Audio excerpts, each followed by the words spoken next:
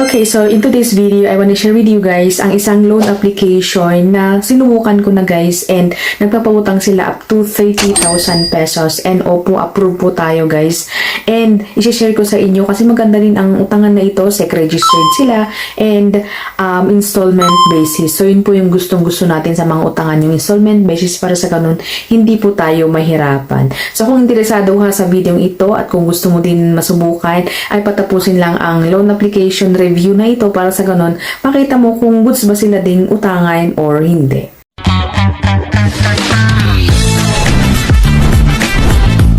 Alright, so welcome and welcome back sa ating channel. For today's video, ang highlight natin is si FT Lending. Kung naririnig nyo na ang FT Lending or kung nababasa nyo, nakikita nyo sa Facebook, ay ito na po ang review as first timer kay FT Lending. And si FT Lending po ay powered by FT Lending Master Philippines Corporated na meron silang 3.9 stars as of now and 65 reviews. And ayon nga sa kanilang application guys, nagpapautang sila up to 30,000 pesos. And sa kanilang ads naman is, sabi dito na fast audit process, safe and protect, kasi nga registered daw po sila sa SEC.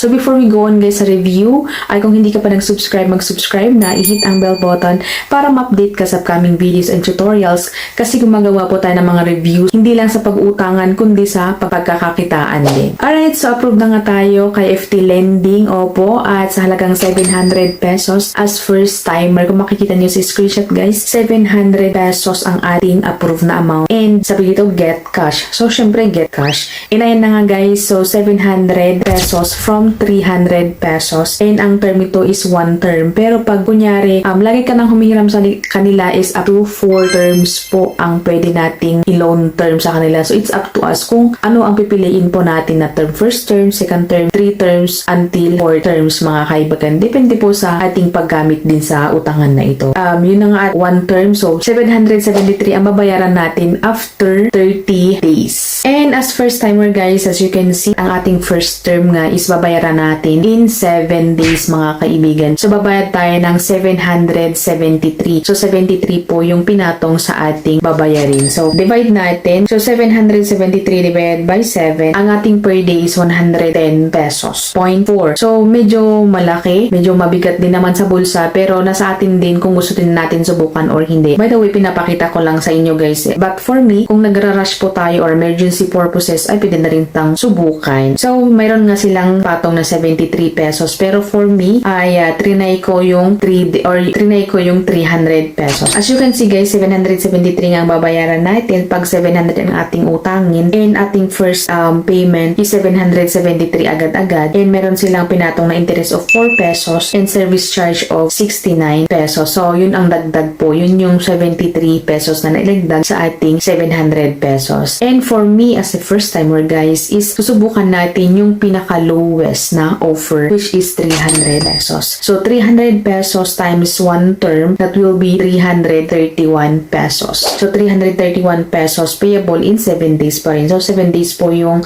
dinagdag na, which is yung interest natin and service charge on yan, 31 pesos as you can see sa screenshot guys. So kung gusto nyong subukan guys, ay madadownload lamang po ito sa Google Play Store under kay FT Lending Master Philippines Corporated. Pagka-download guys ay meron sila yung statement, disclosure, and confirm lang natin yun guys, and nagpa-proceed na tayo dito sa kanilang highest offer daw, which is yung 30,000. Fast application, fast audit, and fast arriving. So, agad-agad na mapasok sa ating GCash pag ma-approve po tayo. So, subject for approval pa rin po yung mga ina-applyan po natin online. So, depende na rin po sa application or depende sa system kung ma-approve tayo or hindi.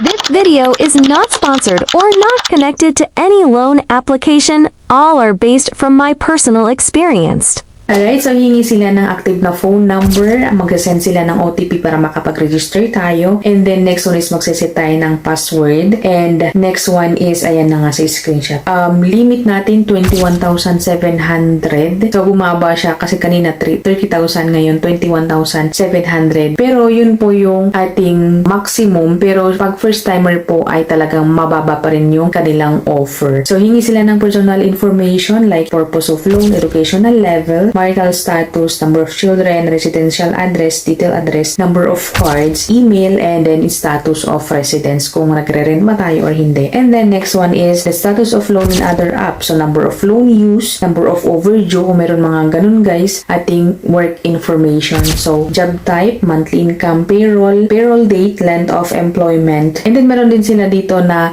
optional info to get higher loan amount, like yung alternative phone number now natin, company name, and company phone number. And then next one is yung ating contact references. Ayan, so mga contact references ay pwede nating sabihan para sa ganun pag tumatawag yung mga agent to verify, or kung may overdue man tayo ay at least hindi sila masya-shock guys. So anyway, sila ay nangangailangan ng 3 na contact references.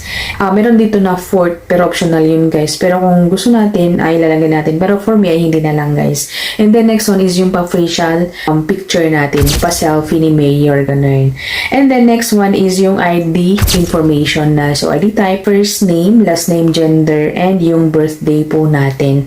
Mga ID na pwede dito guys, UMID ID, passport, SSS, PRC, postal, national ID. And for me guys is, ang aking ginamit na lang is UMID ID since yun po yung available sa akin. Beware guys na kung magpipicture tayo ng ating ID dito guys is talagang i-capture yung mga information natin. Okay? So hindi na po tayo magmano-mano na maglalagay. So automatic na makakapture. After which guys ay i-review ng ating information, lahat na mga ID natin. And yes, approve na nga tayo sa halagang 700 pesos as first timer guys. But eventually, kung lagi tayong gumagamit or lagi natin ginagamit siya, lagi po tayo nagpe-pay on time, ay tataas yung ating loan limit. So ayun na nga, so inutang natin 300 pesos para sa ganun ay may balik din agad-agad natin para mas ganun ay may mapakita ko sa inyo yung kung paano ba ang FE lending na ito guys.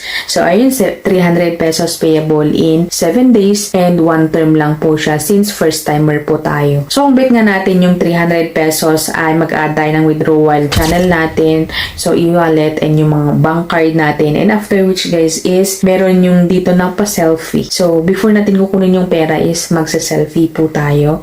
So assessing, ayan, so assessing agad-agad 300 pesos and send to our GCash na account, and then click na lang natin yung confirm and then review, and then yan, meron na. So 300 pesos.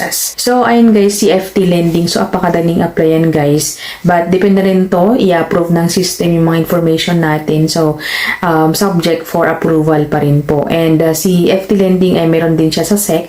So basically ay medyo safe po tayo, ayan, na sa pag-uutang sa FT lending. So that's it my video, and I hope na nakatulong ang video ito sa mga naghahanap ng utangan ngayon.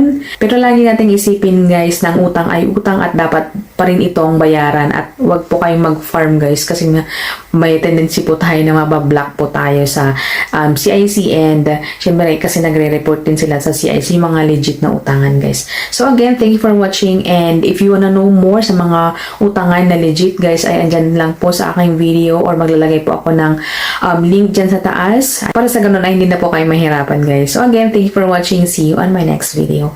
Like and subscribe.